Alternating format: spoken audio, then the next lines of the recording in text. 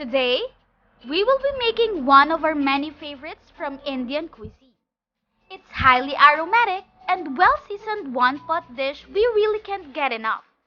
The one that's going to excite and linger on your taste buds. A version that is way too good that it will appear regularly in your weekly menu. So let's get started.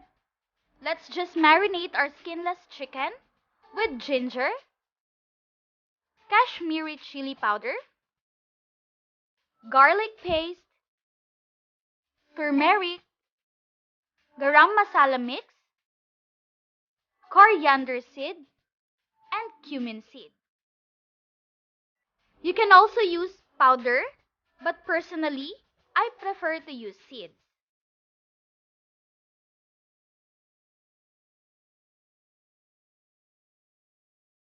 Also add the yogurt, and lastly, diced tomatoes.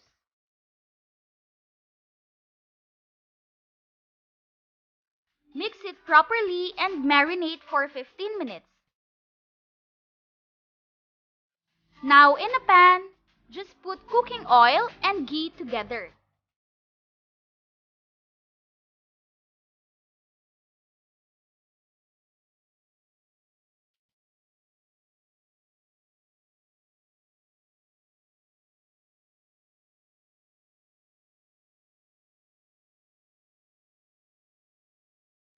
Add cinnamon sticks, cloves, cardamom pods, and bay leaves.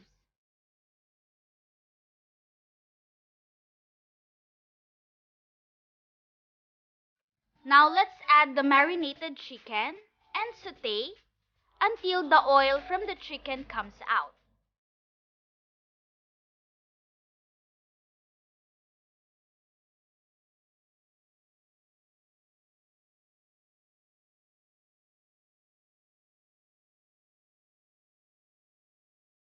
Add fried onions and add some water.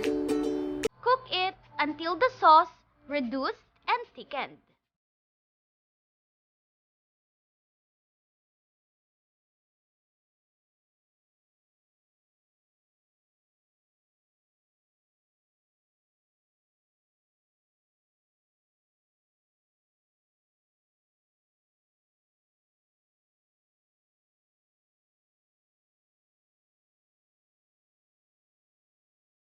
Meanwhile, in a cooking pot, let's put 2.5 liters of water, add 4 pieces of cloves, 3 cardamom pods, 1/2 inch cinnamon sticks, salt to taste, and 1 tablespoon ghee.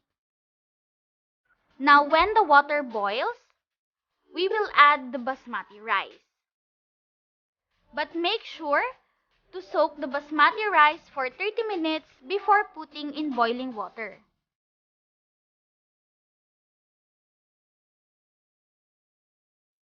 Now back to our chicken. The sauce is already thick and the chicken is already cooked. Just adjust the taste with salt and pepper and turn off the heat.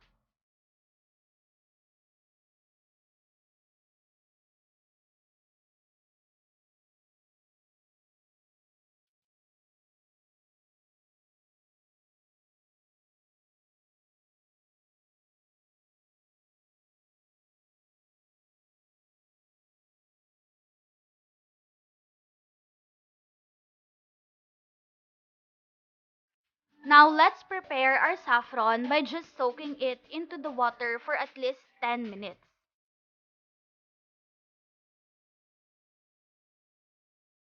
Now going back to our rice, if it is already tender, then it's time to drain it and remove it from the water.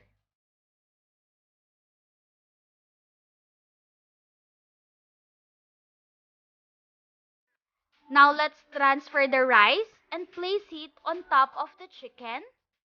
Carefully place it to obtain a fluffy biryani rice.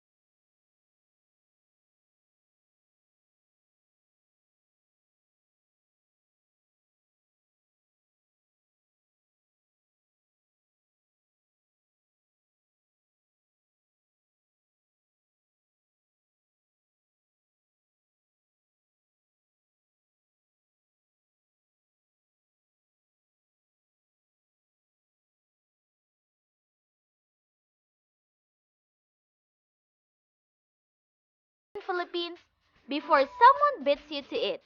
Well, in our town, we already started ours.